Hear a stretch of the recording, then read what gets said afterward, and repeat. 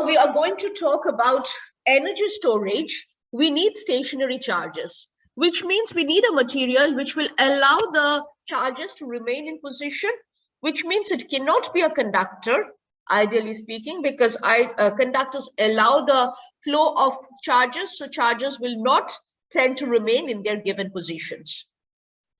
So that is why we would be interested in dielectric materials.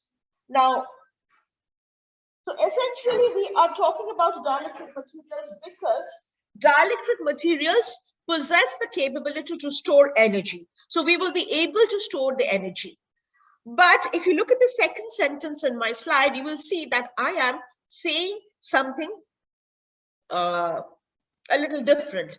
I am saying that the reason that dielectrics store energy is because of a shift in the position of the bound internal charges. What process am I talking about?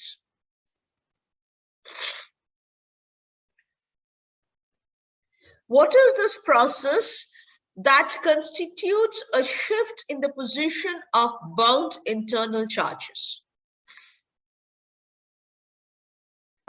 Polarization. Polarization. So all dielectric materials are polarizable. Can you think of a dielectric material, can you think of a dielectric which is not polarizable?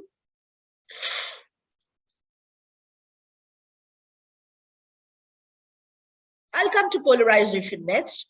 But before that, can you think of a material, can you think of a dielectric which is not polarizable?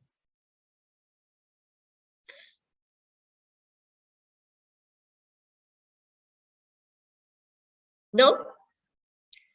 Is vacuum a dielectric or not? Yes, ma'am. Vacuum is a dielectric and it cannot be polarized because there is nothing to polarize. Okay, this is just, you know, by the way. Now, what do I mean by the storage being due to a shift in the position of bound internal charges? What it means is that when I apply an electric field, which means I have some charges, and because of this charges, an electric field is applied. And when the dielectric material is positioned on this external field, there are some internal charges which undergo a change in their position. And this process is called polarization. I will talk about this in detail later.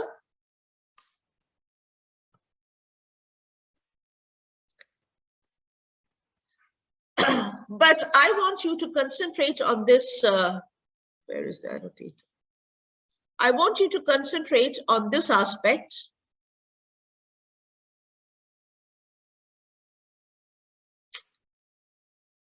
I'm talking about internal charges that I think you can understand. By external charges, for example, let us take the case of the capacitor.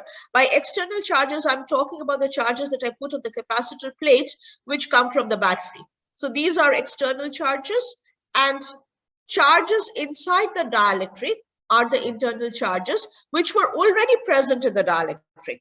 So these are internal charges, they do not come from the battery. So this part must be clear. But then I'm talking about bound charges. What do I mean by bound charges?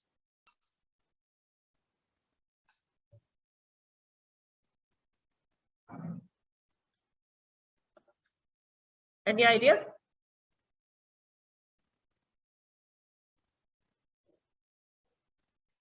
I'm not free. They are not free to. Not free.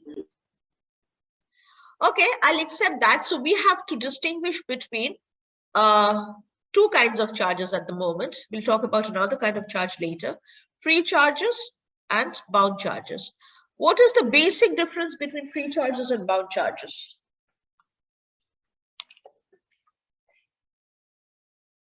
What charges would you call free and you would imagine that they are capable of moving around, and what charges would you say that they are not free, they are bound? What is the basic difference between them?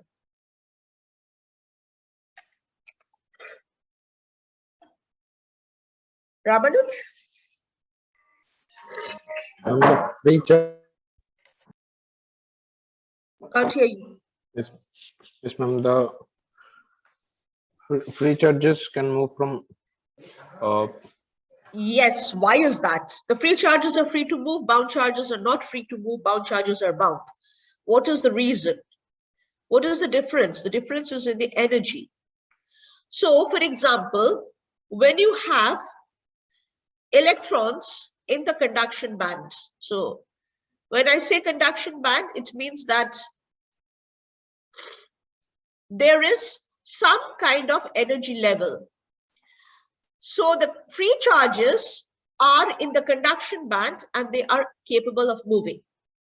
So when I apply an electric field and the free charge is present in an electric field, it is free to move because it is not bound to the atom. It has enough energy to be present in the conduction band. Whereas then you have the valence band, and between the valence band and the conduction band, you have the forbidden energy gap. So you need some amount of energy so that an electron can transit from the valence band to the conduction band.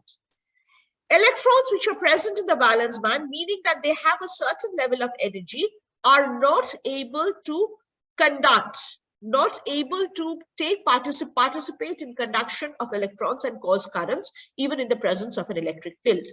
So that is the basic idea. The bound charges are actually in the below the conduction band. They're not free to move, but they can shift. What do I mean by that? For example, you have a positive and you have an negative charge. You have a positive charge and a negative charge, and they are bound to each other.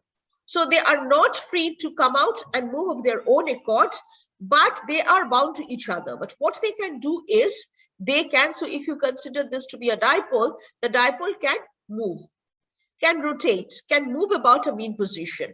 But the charges are bound to the other charges and they're not free to have an independent life. They cannot actually come out and go elsewhere. They can move only about a certain position. And these are the charges which, these bound internal charges, are the ones which take part in the polarization process. I will talk about polarization eventually.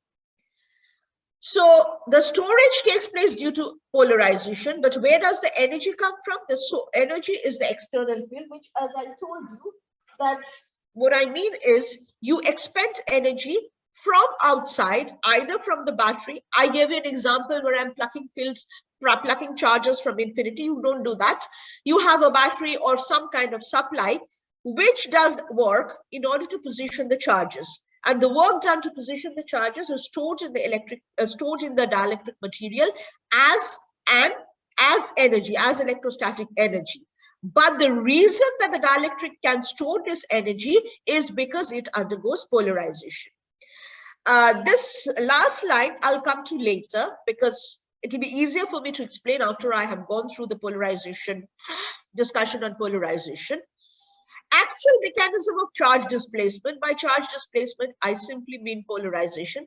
The actual nature of the mechanism of the polarization depends on the material. So some materials will have some kind of polarization, some other material will have some other kind of polarization. That's okay. I'll talk about that. But if you look at the last sentence, it says a dielectric in an electric field can be viewed as a free space arrangement of microscopic electric dipoles. Why this sentence is particularly important in this course, I will come to later. Let us first discuss polarization.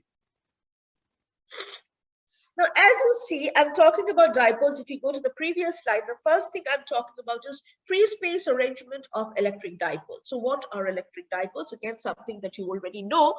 A dipole is when you have two opposite and equal charges separated by a finite distance.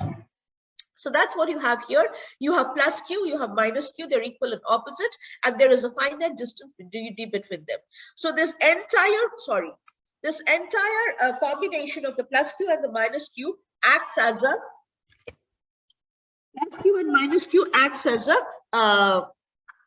dipole. So how does a dipole behave? If you think about,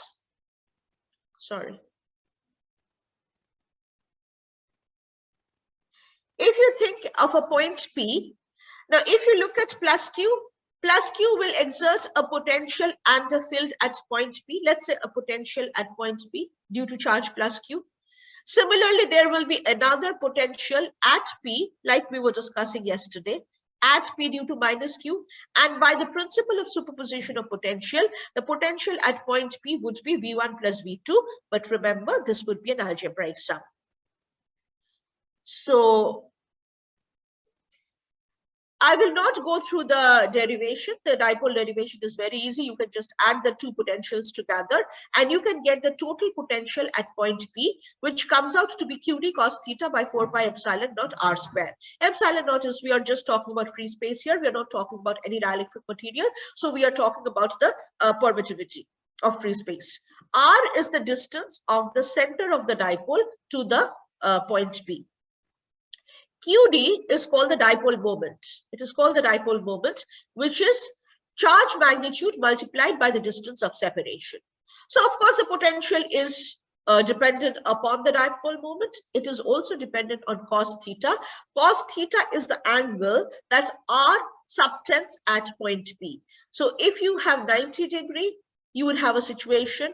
If you have another angle, some angle theta, it will be dependent on cos theta. So inversely proportional to the square of the distance, directly proportional to cos theta, and directly proportional to the dipole moment. Once you know the potential by grad V, you can find electric field E at point P, which you can see is given by, as I was talking yesterday, I mentioned yesterday, the potential is inversely proportional to the square of the distance, but the electric field is inversely proportional to the cube of the distance. So this is a electric field E is a vector quantity. So you have two components in the r theta direction when we are using polar coordinates. Any questions so far? Girish is absent today. And one or two people have never come to class, so I will not bother about that. Okay. So this is a dipole. Now that brings us to the concept of polarization. What is polarization? Now, polarization is essentially the process by which,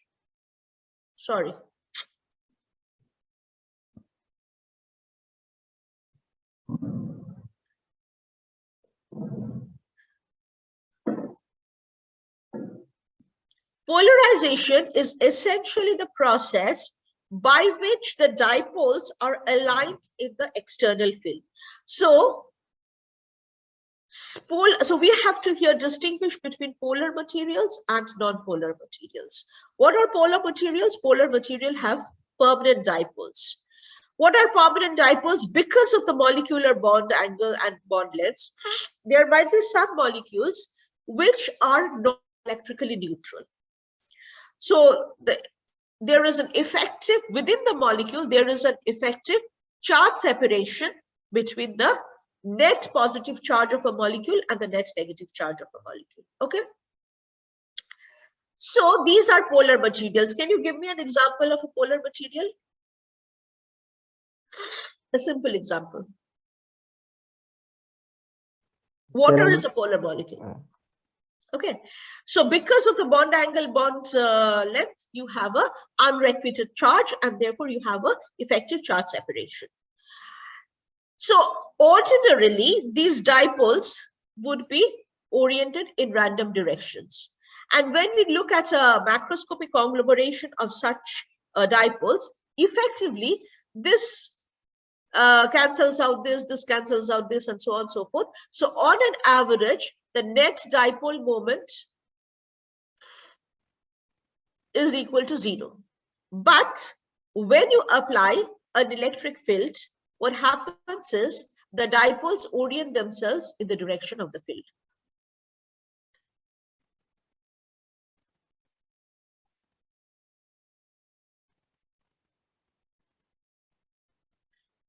The dipoles orient themselves in the direction of the field. And this process of the dipoles orienting themselves in the direction of the fields is called polarization. So as long as the field is here, the dipoles will remain aligned. And when you remove this electric field, these dipoles will go back to their original random position. So this is what I mean by shift in the charges. The charges, the bound charge. So these dipoles are consisting of plus q minus q, and this plus q and minus q are bound charges. They're not in the conduction band.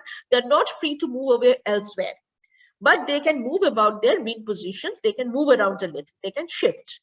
So this process is called, so the dipoles align themselves in the direction of the applied external field, and this is called polarization. Now, not all materials are polar materials. In a non-polar materials, you will also have polarization, but the first thing that will need to be done is you will have to create dipoles. So in this case, you already have the dipole, so you just need to orient themselves in the direction of the field with the external applied field. In a non-polar material, the dipoles have to be created. How are dipoles created? Let me give you a very simple example. If you take an atom is generally neutral. You have the nucleus, and the nucleus contains the proton, so you have a positive charge.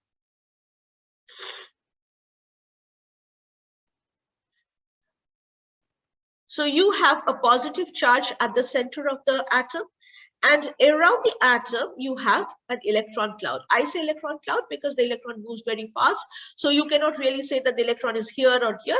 It moves about. Now, this electron cloud will have an effective charge center. And that negative charge center coincides with the positive charge center. And as a result, the atom is neutral in the absence of an electric field. Now, when I apply an electric field, what happens is there is an effective charge separation between the charge centers. So the positive charge, so if this is your applied electric field, the positive charge moves towards the negative electrode, and the negative charge moves towards the positive electrode. So what is happening? There is the electron cloud kinds of gets elongated so that the charge center of the electron cloud is here and the charge center of the proton is here. So you have plus q minus q, they will be equal, and there is an effective charge separation. So therefore you now have a dipole which is created. So the atoms, the neutral atoms, now behave like dipoles under the application of the electric field. So first thing that happens is an electric field, under the application of an electric field, a dipole is created, and then these dipoles will again align themselves in the direction of the electric field, just as in a polar material. So this process is called polarization. So that is what I meant, that when you apply an external electric field to a dielectric material, either through the creation of dipoles or because dipoles were already present, the dipoles will align themselves in the direction of the field, and this process is called polarization. I'm also going to tell you that it is because a material can be polarized that it can store energy. I'll come to that later. Now, let us look at this. Let us come to a formal definition of polarization. As I say, dipole moment is given by Q into D. Now, what will be the total polarization of the material, the total number of dipoles? Let us consider the total number of dipoles per unit volume. So let's say P total is equal to summation Pi, I equal to 1 to N into delta V. So I'm breaking up into small volumes. The total polarization divided by the volume. So if you have a volume delta V, and if summation Pi is the total number of dipole moments, dipoles in that unit volume, then the polarization at that point, the infinitesimal volume around a point, consider the total number of dipoles divided by the divided by the volume. So summation Pi, I equal to 1 N delta V divided by delta V in the limit delta V tending to 0 gives me polarization. So definition of polarization is dipole moment per unit volume. Dipole moment is this quantity. Dipole moment per unit volume is defined as polarization. Clear?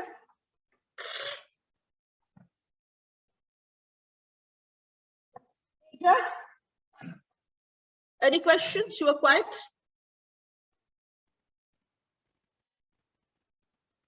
Girish? You're here? Are you following? Or have you both gone to sleep?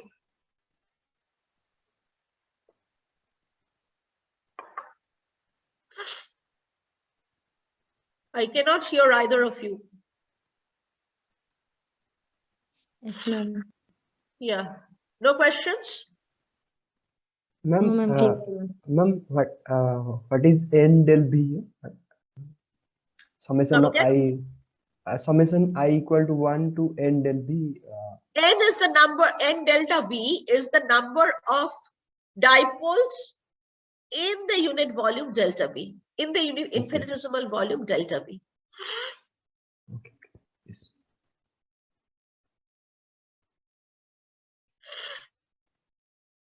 So what really happens? So these are your dipoles which have been created.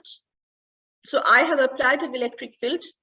The charge that you have present on the capacitor has come from elsewhere. And these are free charges. So I am representing them in a different way. They are, so as you can see, the circles are the free charges. Okay. So let me try and explain this first by drawing a picture. What I have is, I have some free charges here.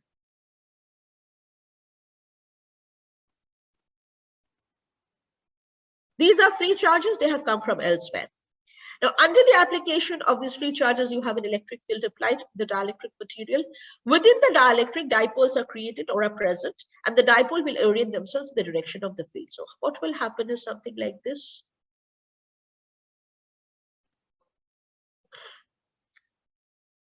Now, how many dipoles will be created depends upon the material. Some materials will have more dipoles per unit volume, some will have less. Let's say this is the situation. What will be the situation? The situation is this is negative, this is positive, this is negative, this is positive.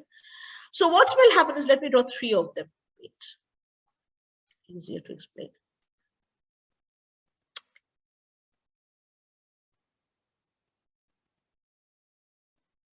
So you have negative, positive, negative, positive, negative, positive. Now this negative and this positive will cancel out. This negative and this positive will cancel out. So what are you left with? You are left with one negative charge here and one negative charge here. So what is the scenario then? The scenario is like this.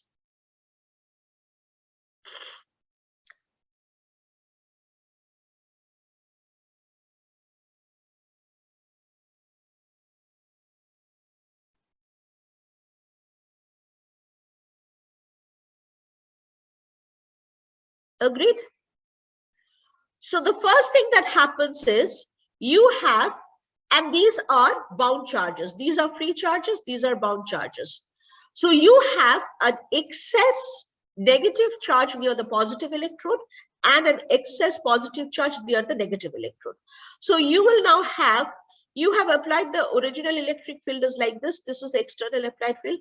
And because of that, now you have an internal field, which owes its presence due to EA. If you remove EA, EI is lost.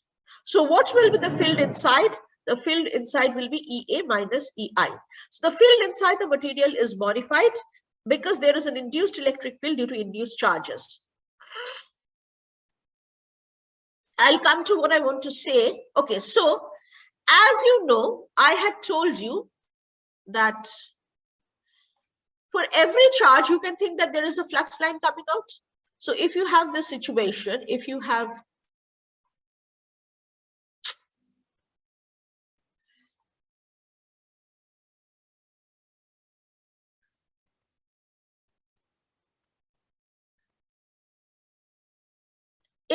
the situation,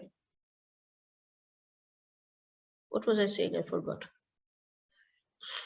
You have flux lines.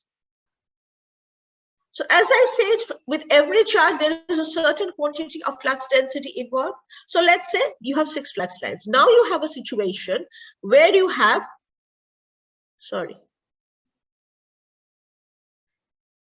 induced charges, some amount of induced charges here. As a result, you have an electric field which is opposing. And so you can imagine that this flux line is removed, this flux line is negated, this flux line is negated. So what do you have? You have a decreased flux density because of the polarization of the material. Okay. So this is the basic idea. When a material is exposed to an electric field, positive and negative charges become oriented, thus forming different kinds of dipoles. A local charge imbalance is thus induced within the neutral species. And as the centers of gravity for the equal amounts of positive and negative charge, it's not really center of gravity to center of charge, become separated by a small distance, thus creating a dipole moment. So each of these have a dipole moment equal to P. The dipole moment is related to the polarizability of the material under consideration. So if you have higher electric field, you may have more polarization to a certain extent. I will discuss that later. It is not as if you can keep on increasing electric fields and having more and more polarization, but initially, to a certain extent, the amount of polarization that you have depends upon the electric field. And what is the proportionality constant? The proportionality constant is alpha, and this is material dependent. And that is called the polarizability of a material. So some materials, as I said before, some materials will be polarized more and some materials will be polarized less, depending upon the material. But this is what you will have. So as I said, these are your free charges, and then you have bound charges here. And because of the presence of the bound charges, here you have an effective bound charge. So this charge is no longer free to move. Okay, I'll come to that later. What is the effect of that?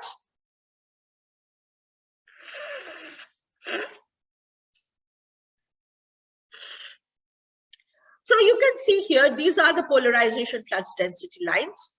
These are the polarization lines. So polarization lines are the moment lines going from one positive charge to one negative charge, and they are directed opposite to the direction of the electric field. And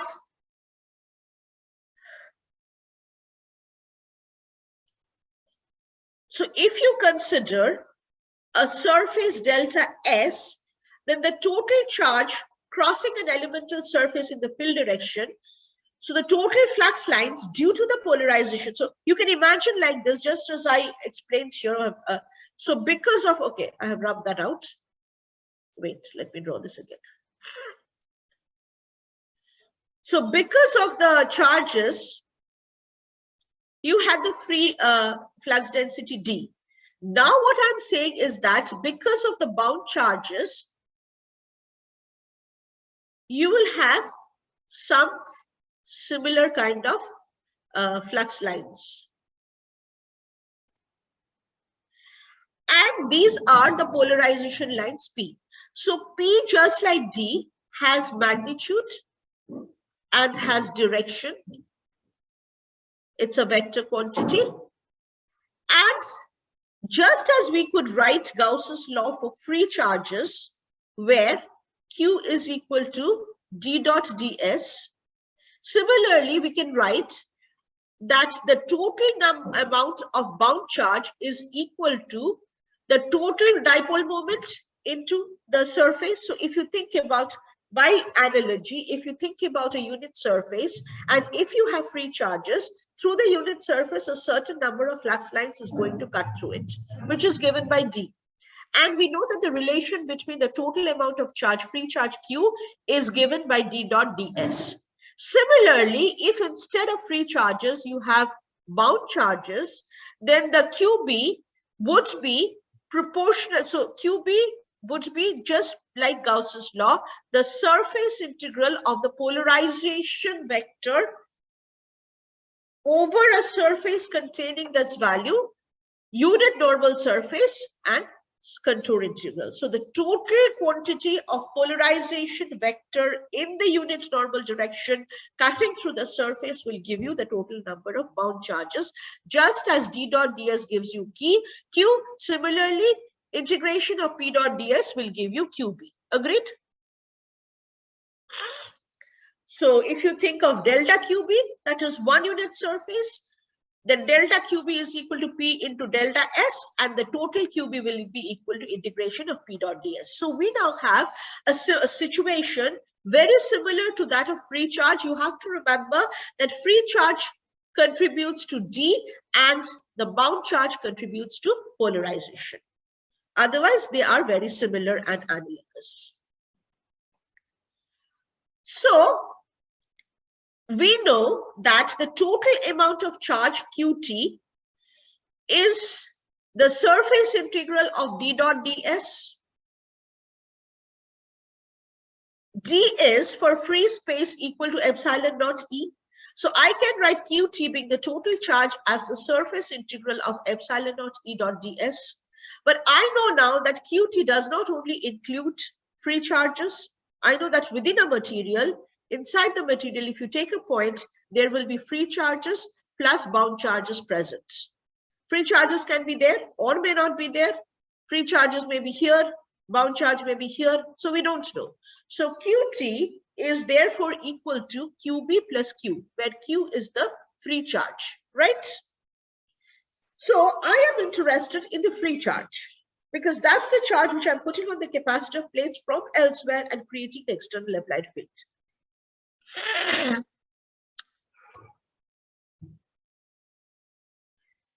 So therefore, I can evaluate the free charge Q as the difference between the total charge and the bound charge. Now the total charge is surface integral of epsilon naught E, and QB, remember, is minus P dot ds, because, give me a second, somebody is very insistent. Hello? Hello, hello. हाँ.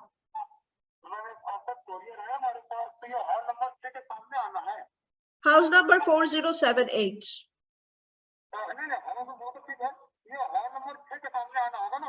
नहीं, house number 4078 में आना है. I could not even mute myself. Balaji. Yes, ma'am. You will have to cut out this. You will have to ask Asha to show you. You will have to cut out this portion. Okay, ma'am. I'll do it. From the recording. I'll do it, ma'am. Yeah. Actually, the sharing mode, I can't even find where to mute myself. Anyway. Where was I?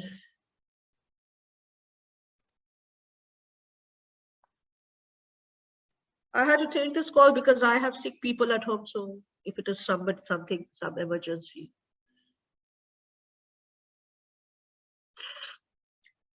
Where was I? Yeah. Okay.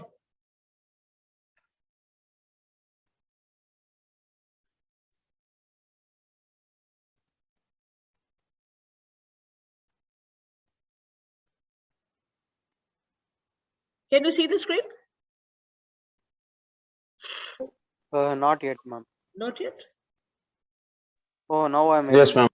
Yeah, yeah. Okay. Where was I?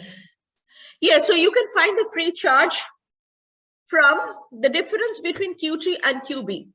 And QT is epsilon naught E dot ds, and P is in the reverse direction. So therefore, QB is minus P dot ds. So this is written as epsilon naught E plus P dot ds. Now, if you go by Gauss's law, just as we have divergence of D is equal to rho B, we can similarly write divergence of P is equal to minus rho B. So if you see this quantity is equal to D, because we know that Q is equal to D dot ds. So therefore, if D dot ds is equal to epsilon naught E plus P dot ds, so surface integral over the same surface, I can equate the integrants and I can write D is equal to epsilon naught E plus P. Which means that, remember, vacuum or free space will not have any polarization. So this is the D when you have only free space. But if you have a dielectric material which can be polarized, then to this quantity, you will have the vector P. And epsilon naught E plus P will give you the total flux density. This is what I meant when I showed you this. So suppose you have free space. I'll go over this again. Suppose you have free space, then you have D. This is your D when you have only free space. And this D is equal to epsilon naught E. Okay. Now, when I put instead a polarizable material, the result is that there is some polarization here. There is some polarization here. And the amount of polarization depends upon the polarizability of the material. And due to this polarization, you now have some polarization lines which are negating the electric field lines. The result is that the amount of flux density has reduced. You see what I mean? So the flux density has now reduced by this quantity by the number of polarization lines. So depending upon the amount of polarization that you have, your flux density will not be epsilon naught E, but will be a quantity which is less than that. And that is because of the induced polarization field. And by analogy to Gauss's law, you can write that divergence of P at a point depends upon the bound charge at that point, but it is directed in the reverse direction, just as divergence D is rho V, which means I can write divergence of epsilon naught E is equal to rho T, which is, what is rho T? The total charge. And what is rho V? The total free charge. So what am I saying? I am saying that depending upon the amount of free charge, you have epsilon naught E, which is the flux density in free space. Depending upon the number of bound charges that you have, you will have polarization P, which is the dipole moment per unit volume. And bound charges are only present in materials, so they are not present in free space. And when you have a dielectric material, the flux density in that material is reduced by the amount of polarization. So the D will be different from epsilon naught E. It will be a different quantity. I think this is clear to everybody. Okay. Now, as I just told you, that the polarization is dependent on, is proportional to electric field E. So P is proportional to, as I just now said, P is proportional to polarizability into E. And this can be written as xi E into epsilon naught E. So I'm saying that P is also proportional to the permittivity of free space. And there is a quantity which is called electric susceptibility. It is a dimensionless quantity. If that is the case, we can write D is equal to epsilon naught E plus P. So epsilon naught E is the D in free space plus the polarization vector. This can be written as xi E into epsilon naught E, which means I can now take out epsilon naught E and I'm left with xi E plus 1. But we also know that D is equal to epsilon E. What is epsilon? Epsilon is epsilon naught epsilon RE. We know that.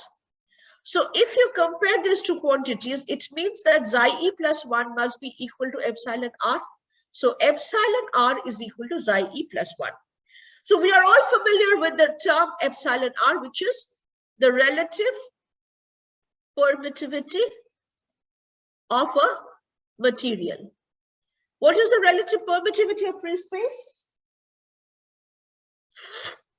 1. 1. So relative permittivity of free space is 1. Epsilon R is the difference, is the modification of the permittivity of the material because of the polarization. And that is hidden in the fact that epsilon R is obtainable from epsilon naught by the quantity electric susceptibility. And electric susceptibility decides how much polarizable a material is, which means how many what would be the polarization moment or the dipole moment per unit volume. So depending upon the material, you will have different dipole moments per unit volume. Depending upon the dipole moment per unit volume, you will have different amount of polarization in the material. Because of the polarization in the material, the flux density in that material will change from the flux density in free space under the same electric field. I think this is clear to everybody. The reason I'm spending so much time on this is I know that these are things which are familiar to you, but I am certain that you have not thought about it in such great detail. Right? So the use, okay. Now, one thing that might come to your mind is that when we talk about a dielectric material, as engineers, we generally don't talk about polarization. We only talk about permittivity. So what I'm trying to say is permittivity is a quantity which can be measured easily. How would you measure the permittivity of a material, let's say? The relative permittivity of a material. How would you measure it?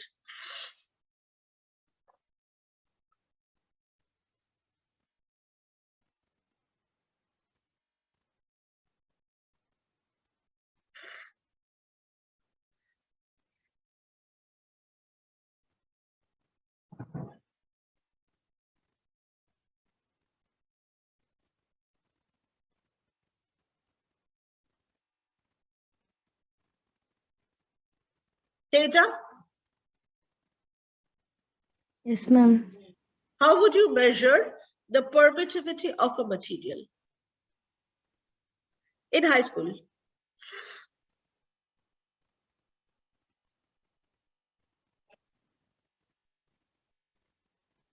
I'll give you a capacitor. Can you use that?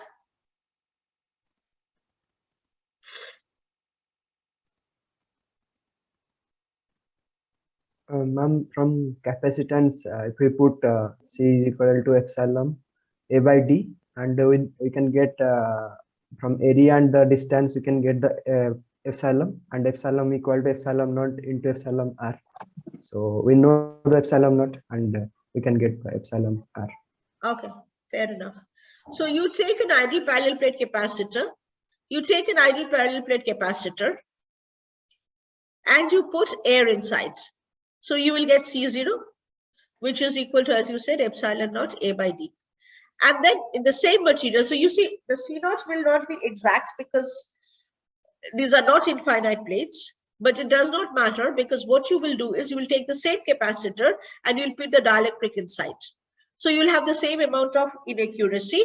When you take the ratio between C and C naught, you will get the ratio between epsilon naught and epsilon, which is 1 by epsilon R. So yes, so permittivity is a quantity which can be experimentally measured, and therefore as engineers we talk about permittivity. But if you are trying to design a new material, for example, Ramanuj, when we are talking about nanodielectrics, we are interested in the polarization inside the material, and in that situation we talk about polarization. And if we know the polarization distribution within the material, we can find the permittivity of the material. So when we are actually engineering a material or we are looking at a material from the microscopic viewpoint, we talk about polarization per or dipole moments per unit volume or dipole moments or whatever.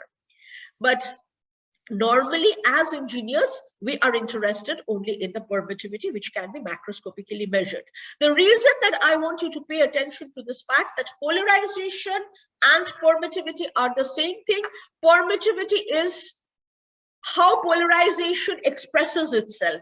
So the effect of polarization is permittivity. So when you do the finite element modeling, you must remember not to, I'll do this later, you must remember not to model polarization as well as take epsilon R. Either you input polarization as a function of space x, y, z, if you know that, or you just give epsilon, which is permittivity, as a function of x, y, z. You don't do both. So either you input polarization or you input permittivity, you don't do both. Now, what I said was, if I now can go back to the first slides, I said a dielectric in an electric field can be viewed as a free space arrangement of microscopic electric dipoles. So as far as we are concerned, or as far as we are concerned from the viewpoint of electrostatic fields, we don't really care what there is in the material. The dielectric is essentially, to me, just as if you had a point charge, you would be able to find an electric field around it. Any dielectric material is nothing but a collection of dipoles. And if I can know what is this collection of dipoles, I can find the electric field due to it. So as far as electric field computation is concerned, I am not interested in the molecules. I am not interested in anything else. All I'm interested is in the collection, conglomeration of dipoles. What is the Q? What is the D? How many dipoles there are? This is what I am interested in. So essentially, the dielectric is like a free space arrangement. So you don't have to bother about what is there. You can just think about it as a collection of not point charges, but a collection of dipole charges. We will do that when necessary. The other thing is this second point. All dielectrics possess the capability to store energy. This storage takes place due to a shift in the position of the bound internal charges. Now, as you know, half epsilon E square is the energy density, or the total energy would be volume integral of this. Yesterday, we only talked about epsilon naught. So half epsilon naught E square would be the energy if I'm talking about free space. Now, if instead of free space, I have a dielectric material, instead of epsilon naught, I will have epsilon. And I know that epsilon is generally epsilon r into epsilon naught, and this is some integer. So it is so many times epsilon. So let's say epsilon r is equal to 5. It immediately means that the energy that I will be stored will be 5 times the energy that I would store in free space. So instead of using free space, if I use a dielectric material, I will be able to store more energy. How much more energy? Depends on the relative permittivity. What does the relative permittivity depend upon?